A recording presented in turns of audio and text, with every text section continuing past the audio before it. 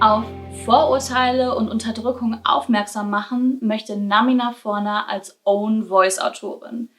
Denn Gleichberechtigung und der Kampf gegen Diskriminierung ist auch im 21. Jahrhundert ein sehr wichtiges Thema.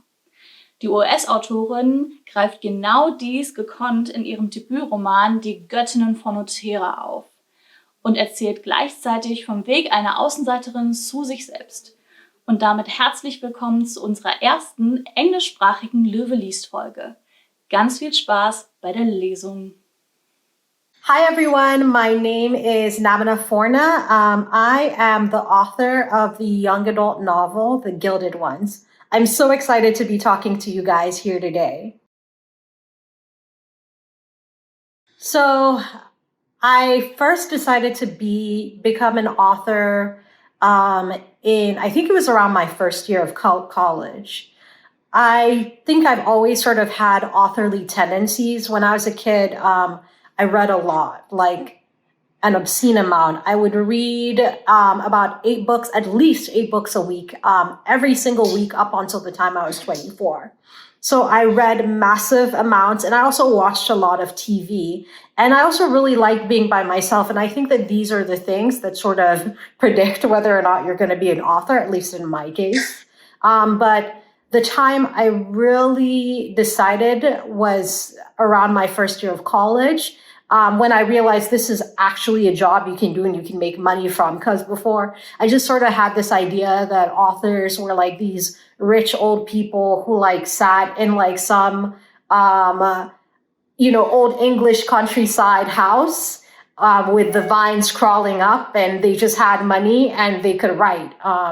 But turns out it's a career.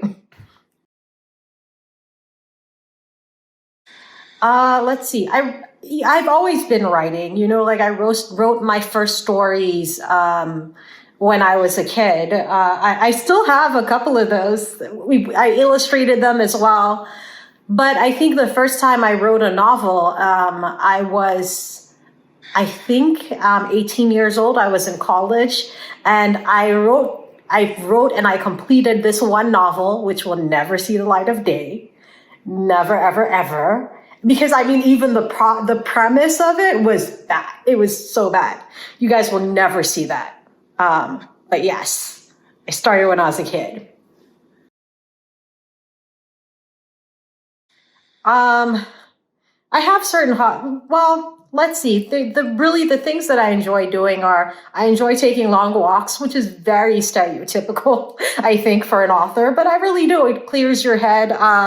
It allows you to create stuff. And I really particularly enjoy taking long walks in really nice areas. So I go and I call them my fancy walks, where I walk up to some rich area and I look at people's houses and I'm like, wow, this is nice. So I enjoy doing that. But also, I really enjoy cooking. Cooking is my stress relief. I spend an inordinate amount of time thinking about what next to eat. I scheme about it. I plot about it. I'm almost like a villain when it comes to cooking, because I have it in the back of my mind that, ooh, you're going to make this and it's going to be like this, and then if it doesn't turn out well, then I feel cheated. If the food doesn't turn out well, then I don't eat it. So I'm very specific about food. So I definitely get the inspiration for my books from dreams. I think it's a process where I have a habit. I wake up in the morning and I read at least 5 or 6 different news websites. I just basically read a lot of things, sort of trying to find inspiration. And usually something will stick and I'll be like, this is interesting. And usually what happens is a couple of weeks to a month later, I get a dream. And then I'm like, I wake up oh my gosh, this is a story. And I start writing down the idea for it.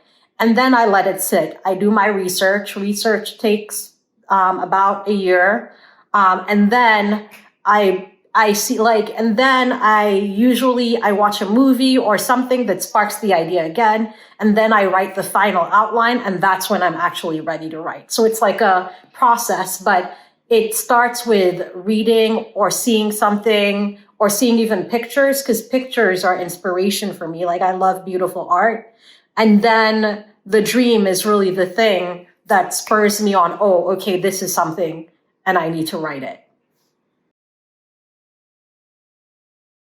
I've never been on a reading tour. So I went to YALLFest last year, but I mean, that's not a reading tour. I think that, like, I guess when you say reading tour, I think of you go on a book tour and it's, so in that, I haven't been on a reading tour yet, but it's going to happen soon. It's going to happen. I'm very excited when it does, to see everybody in person.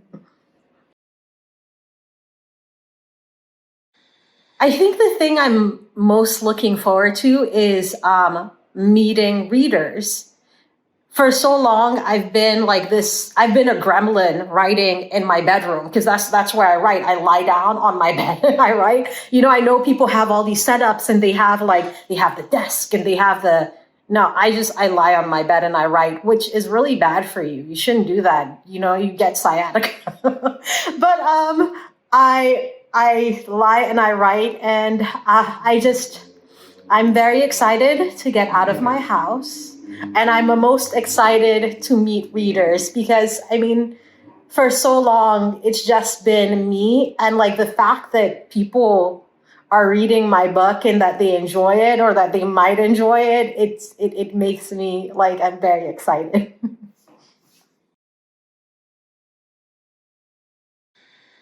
I used to be a pantser because, you know, there's like the people like plotters versus pantsers. And I tend to think that every author starts off as a pantser. You know, you have the idea and then you start writing and you rewrite and you figure it out along the way.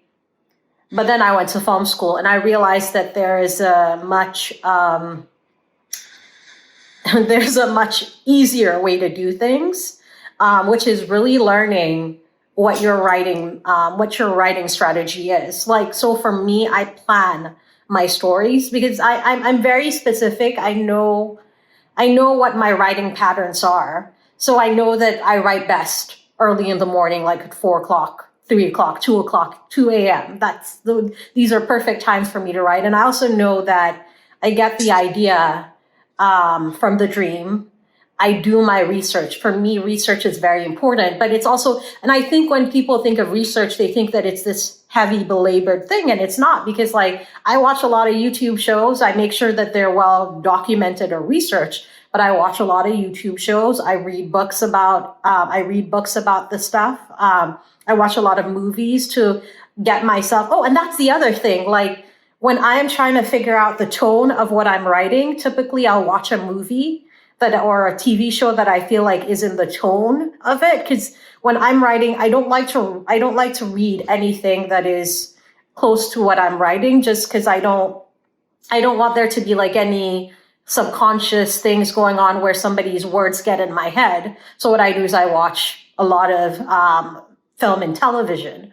But yeah, so once I do my research, which typically takes about a year, then like a year to the day, I'll watch something, it'll spark the idea again, and then I write my outline. And writing my outline takes a long time. It takes like, 2-3 weeks to perfect it. I send it to my critique partners. And this is the other thing, like you are only as good as your critique partners. Like writing, even though it's solitary, it's not solitary at all, because you have to constantly interface with people and like sort of figure out what's working, what's not in the story. Like, so even when I am crafting the idea, I have like my critique partner, PJ, who I call and I talk to, and we figure out, is this story new? Is it fresh?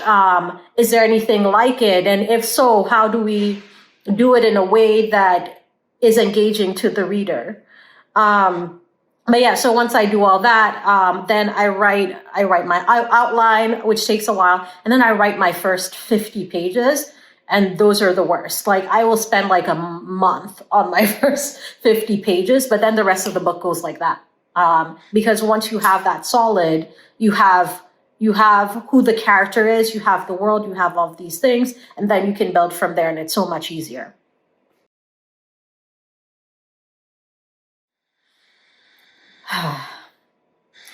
So my favorite childhood books, let's see, I had a lot.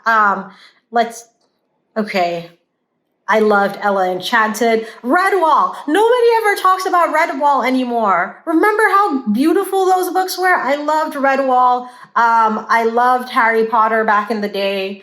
I loved, what else? What was that one? Alana, the one where she's a warrior, she's a female knight. God, I can't remember that one. Oh, the Magical Faraway Tree. I used to love those. The Golden Compass, all the C.S. Lewis ones, The Witch, the Wardrobe, and all those. Basically, like if it was a fantasy thing and there was a world attached to it, I would read it. I was a big person for escapism, and those were the things that made me happy.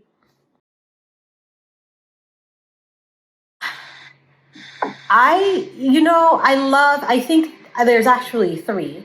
I, of course, love Deka because Deka is my protagonist. In my book, Deka is this, she's in this world where once you're 16, you go through what's known as the ritual of purity, where they decide whether your blood is pure or not. Pure blood is red, impure blood is gold.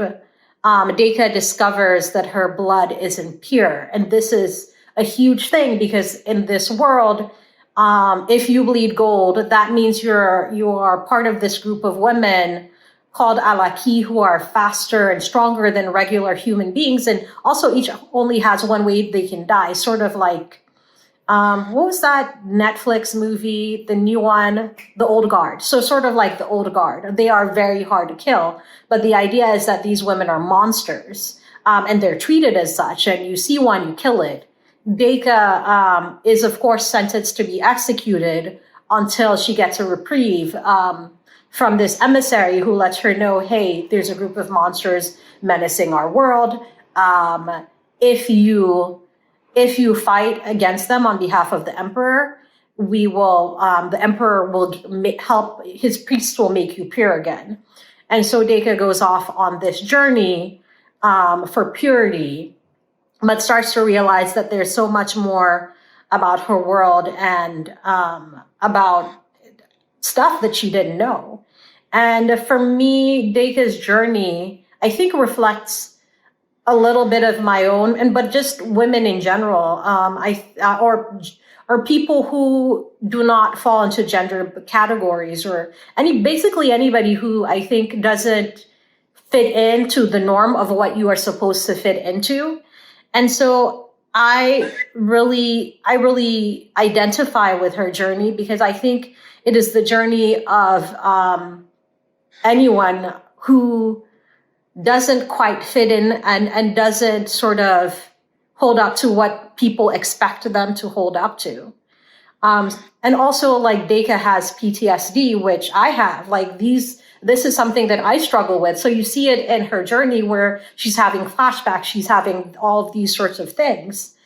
The other character that I really love is Britta, because Britta has, like, she's happy. She's Deka's best friend. She's happy-go-lucky. She tells it like it is. She's sort of very direct, which I am. I think she sort of has a little bit of my sense of humor, where she's always down to sort of see the funny things about things, but she will also point out, hey, this is problematic. Let's take a look at that.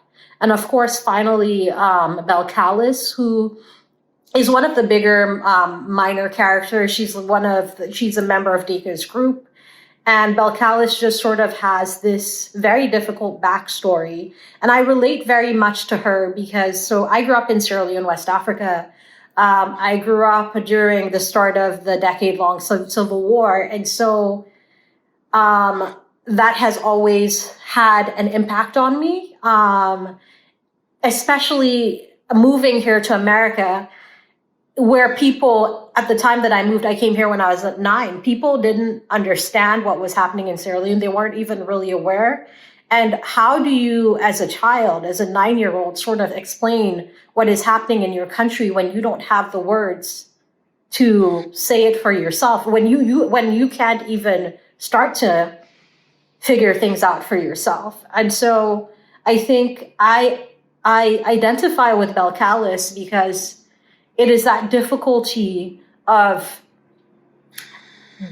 growing up through something horrific and not knowing how to talk about it and how to deal with it. There's all the anger, all the, the sadness, everything sort of intertwined. And I feel like she is the character that sort of best describes it for me. Like, 'cause I think there's a sense of when stuff happens, like there's the sadness, but there's also the rage. And Belcalis has a lot of rage, which I had growing up. So that's why she is one of the characters that I most relate to. I think I'd be scared to meet my characters. Because,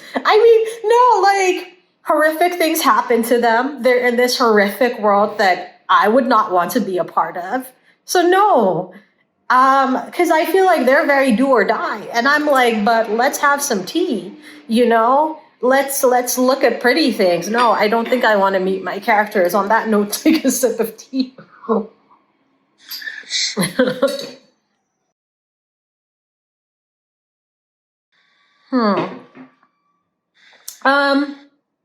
So when I started this world, and I originally wrote the Gilded Ones when I was 25. And at that time, this was like well before Black Panther and Children and all of these things. There was no sort of map of what a magical and a fantastical Africa would be, So like the last great sort of epics that I'd watched were the Lord of the Rings trilogy. And I wanted to create something like that, that glorified Africa and glorified what my understanding of historical Africa was.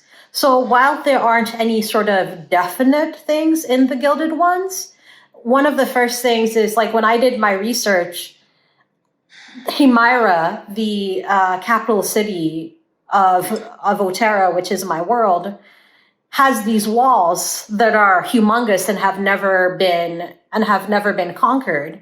And this is directly based on the walls of Benin in West Africa, which were 4 times I think it was 3 or 4 times the Great Wall of China, and were once the largest earthworks of the pre-mechanical age.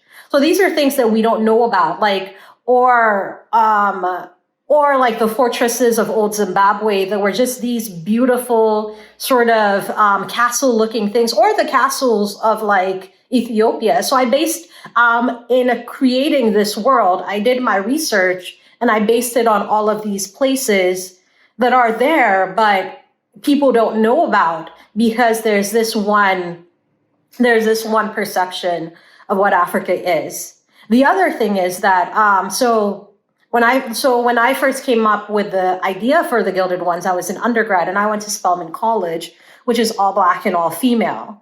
And so the Watibera, which is where Deka and her friends go to learn how to be warriors, is again like this place that is sort of a mythological Spelman College where girls learn to be their best selves. So there's things in the book like that you would recognize if you went to Spelman College. You can be like, oh my gosh, this is Olive Branch. This is because it's all there. Oh, and the other thing is alaki. Alaki, the word for these girls who bleed gold, is actually a really common word in Sierra Leone and it means useless. Same as it does in the book, but it's like a more humorous sort of thing in that if you're like having an argument with someone or you're like making jokes with someone, you'll be like, well, left me about it's not a lucky business, as in, go away with your useless words or your stupid things. So it really does mean something, just not as it is in the book. I would not like to visit any place. Like, what do you mean? I would not like to visit any places in my world because my world is, this world in particular is very graphic and horrifying. So it's just, Yeah, I would not want to visit Otera. Otera is not a nice place to visit. This is not a world we want to live in. Tell me about other worlds.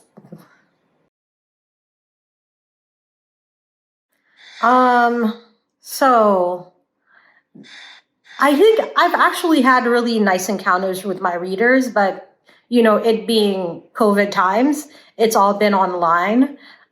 So I've had readers reach out to me and say that this book really helped them think about what their ideas about the world were. And it also helped them see themselves in a story. And that for me is always the best thing.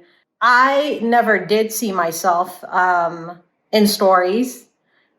And so I think it's beautiful that other people can, even though, I think it's beautiful that other people can, because, for me, I've always been so specific about making sure that my world is inclusive.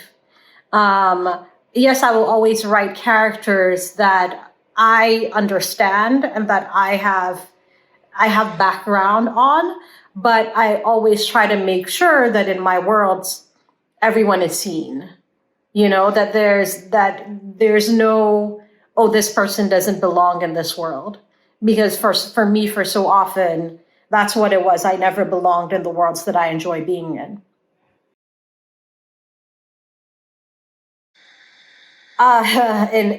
In a not COVID times. So with the Gilded Ones, I wrote it in a month and a half. And at this time I was writing clickbait. So I would wake up at anywhere from 3 to 5 a.m. And I'd write 20 pages before work. And then on weekends, I'd write 30 to 40 pages. So I was sort of really determined to get it out there. I knew that this was the time.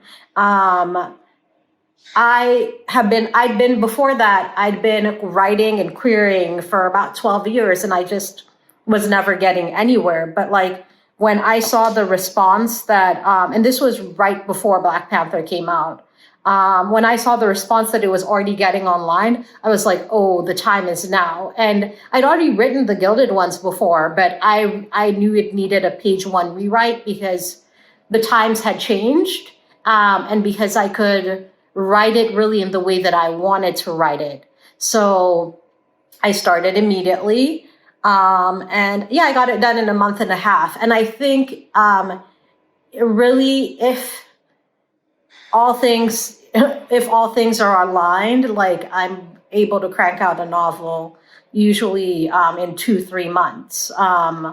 But that is, of course, anticipating that it's not COVID and we're not living in the apocalypse.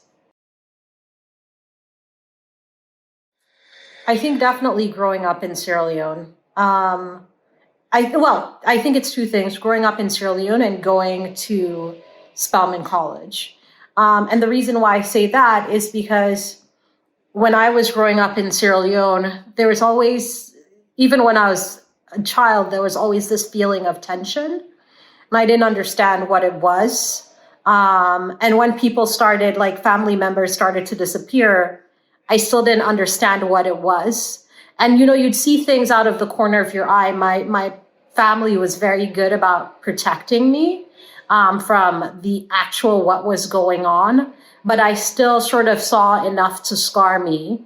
And then when I came to America, I fully understood what had happened at home and why all those people who I'd grown up with had gone. And then I started understanding the stories of what had happened, and I started understanding the things that I'd seen, because I saw some stuff, but when you're a child, you don't have context. You just know things are really bad. So that was an intense period of my life. And then moving to America, was an intense period of my life. Because I initially thought when I came here that I was that I was coming on vacation, because like my mom already lived here, so like me and my sister, we were very lucky. We just left and came because she had already been planning to sort of file for us. So, but like being in America was another intense time, because like I was going through a lot. And there just wasn't any compassion or understanding for what I was going through, because people had no framework. And like also the reality is, when you're like a Black kid in Georgia, like from Africa, nobody really, I don't think they care that much. So that was a very sad and intense time. And it was only when I went to Spelman that I started to really process what had happened, and that I started sort of that journey of understanding and of trying to breathe and to figure out how to exist as an as an adult with, everything. So I think definitely those two things. And that's where the Gilded Ones came from, was when I was at Spelman, I started having these recurring dreams of a girl in golden armor, and she's like jumping on a battlefield, swords aloft, and for me, I thought it was because I needed a hero. And I think that it took me a long time to understand that I could be my own hero. I just had to get to that point. And I hope with this book that that's what my readers get from it, is you don't have to wait for someone to come and save you. Sometimes you can just save yourself. Yeah. Right. So I think I'm gonna read a part of the first chapter of the book, and then I think I'll read when they go to the Watibera. All right, so let's start. Oh, I'm so excited. Today's the ritual of purity. The thought nervously circles in my head as I hurry towards the barn, gathering my cloak to ward off the cold. It's early morning, and the sun hasn't yet begun its climb above the snow-dusted trees encircling our small farmhouse. Shadows gather in the darkness, crowding the weak pool of light cast by my lamp. An ominous tingling builds under my skin. It's almost as if there's something there, at the edge of my vision. It's just nerves, I tell myself. I felt the tingling many times before, never once seen anything strange. The barn door is open when I arrive, a lantern hung at the post. Father's already inside, spreading hay. He's a frail figure in the darkness, his tall body sunken into itself. Just 3 months ago, he was hardy and robust, his blonde hair untouched by gray. Then the red pox came, sickening him and mother. Now he's stooped and faded, with the rheumy eyes and wispy hair of someone decades older. You're already awake, he says softly, gray eyes flitting over me. I couldn't sleep any longer, I reply, grabbing a milk pail and heading towards Norla, our largest cow. I'm supposed to be resting in isolation, like all the other girls preparing for the ritual. But there's too much work to do around the farm, and not enough hands. There hasn't been since Mother died 3 months ago. The thought brings tears to my eyes, and I blink them away. Father forks more hay into the stalls. Blessings to he who waketh to witness the glory of the infinite Father, he grunts, quoting from the infinite wisdoms. So, are you prepared for today? I nod. Yes, I am. Later this afternoon, Elder Durkis will test me and all the other 16-year-old girls during the ritual of purity. Once we're proven pure, we'll officially belong here in the village. I'll finally be a woman, eligible to marry, have a family of my own. The thought sends another wave of anxiety across my mind. I glance at Father from the corner of my eye. His body is tense, his movements are labored. He's worried too. I have a thought, Father, I begin. What if... I stop there, the unfinished question lingering heavily in the air. An unspeakable dread unfurling in the gloom of the barn. Father gives me what he thinks is a reassuring smile, but the edges of his mouth are tight. What if what, he asks. You can tell me, Deka. What if my blood doesn't run pure? I whisper, the horrible words rushing out of me. What if I'm taken away by the priests, banished? I have nightmares about it, terrors that merge with my other dreams, the ones where I'm in a dark ocean, Mother's voice calling out to me. Is that what you're worried about? I nod. Even though it's rare, everyone knows of someone's sister or relative who was found to be impure. The last time it happened in Earfoot was decades ago to one of Father's cousins. The villagers still whisper about the day she was dragged away by the priests, never to be seen again. Father's family has been shadowed by it ever since. That's why they're always acting so holy, always the first in the temple. My aunts masked so even their mouths are hidden from view. The infinite wisdom's caution. Only the impure, blaspheming, and unchaste woman remains revealed under the eyes of Oyomo. But this warning refers to the top half of the face, forehead to the tip of the nose. My aunts, however, even have little squares of sheer cloth covering their eyes. When Father returned from his army post with Mother at his side, the entire family disowned him immediately. It was too risky, accepting a woman of unknown purity and a foreigner at that into the family. Then I came along, a child dark enough to be a full Southerner, but with Father's gray eyes, cleft chin, and softly curled hair to say otherwise. I've been in Earfoot all my life, born and raised, and I'm still treated like a stranger, still stared and pointed at, still excluded. I wouldn't even be allowed in the temple if some of Father's relatives had their way. My face may be the spitting image of his, but that's not enough. I need to be proven for the village to accept me, for Father's family to accept us. Once my blood runs pure, I'll finally belong. Father walks over, smiles reassuringly at me. Do you know what being pure means, Deka? He asks. I reply with a passage from the Infinite Wisdoms. Blessed are the meek and subservient, the humble and true daughters of man, for they are unsullied in the face of the Infinite Father. Every girl knows it by heart. We recite it whenever we enter a temple, a constant reminder that women were created to be helpmeets to men, subservient to their desires and commands. Are you humble and all the other things, Deka? Father asks. I think so, I say. Uncertainty flickers in his eyes, but he smiles and kisses my forehead. Then all will be well. He returns to his hay. I take my seat before Norla, that worry still niggling at me. After all, there are other ways that I resemble Mother that Father does not know about, ways that would make the villagers despise me even more if they ever found out. I have to make sure I keep them secret. The villagers must never find out. Never. Whew. Yeah, I would never want to be in that world, let's be real. All right, so I think I am going to now go to the Watibera. Let's see.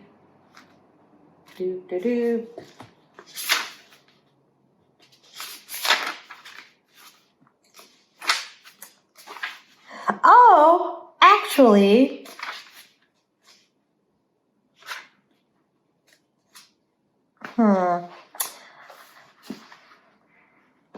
I think let's see when the girls first become friends. There's nothing in my stomach. Oh, and this is basically Deka has been found to be impure and she's gotten the reprieve and now she's going off to go fight. And so she gets into a wagon with the other girls on her way to the Watibera, and this is how she first meets the other girls. There's nothing in my stomach. Nothing but bile and dust. And that's the only thing that saves me from the wrath of the two Jatu, overseeing my group when I retch violently outside the hall. My hands are still raw and stinging from the gilding, but I can already feel them healing, new skin forming under the thin sheen of gold, which, strangely, is just as supple as the skin underneath it.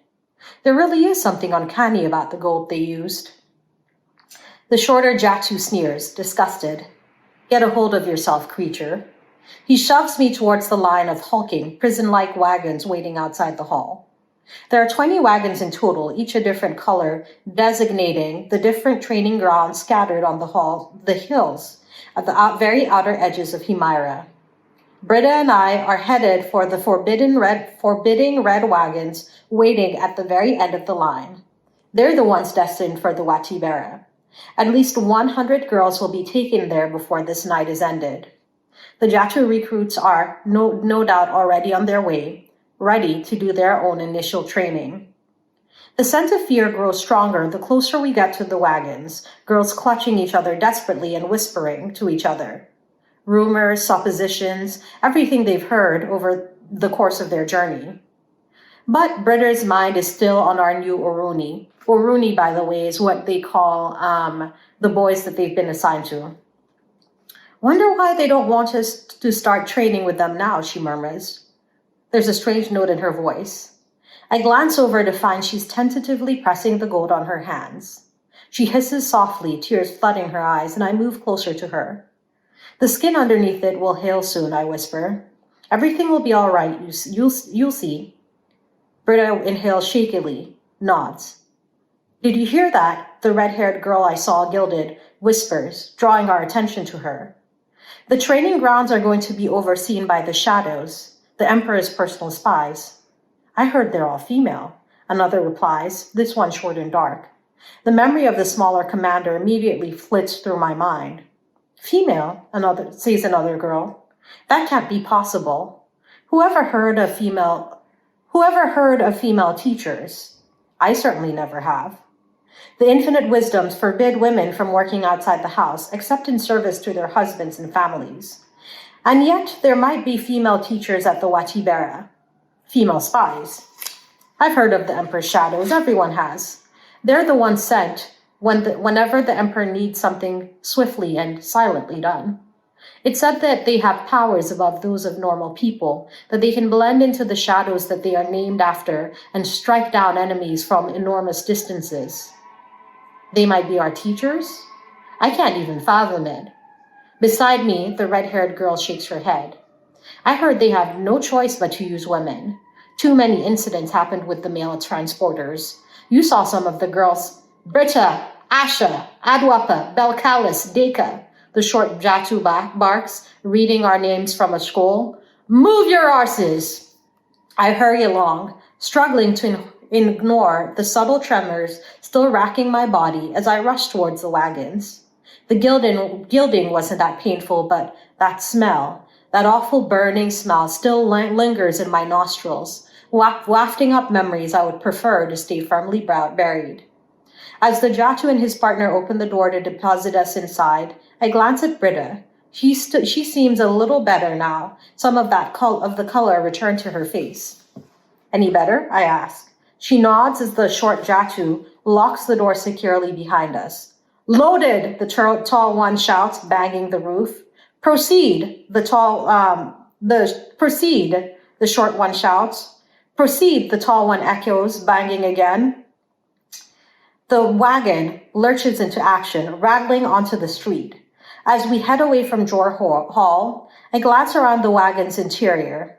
There are 3 other girls here with us. 2 of them are twins, both so midnight dark, I know immediately that they must be Nibari, a fiercely independent tribe that lives in the mountains of the remotest southern provinces. It must be a very unfortunate series of events that brought them here. The Nibari are fiercely loyal to each other, and Mother once told me that they don't really worship Oyomo, only some secret god that they have kept from the time before the many tribes became the one kingdom. Even more alarming is our last passenger, the proud girl. She huddles as far away from the rest of us as she possibly can, black hair wild around her face as she fixes that determined gaze upon the grated door separating us from the outside world. Perhaps she's already regretting her decision to stay. There's no escape, I want to tell her. Even if the metal grating wasn't barring the door, there would also be the Jatu to deal with.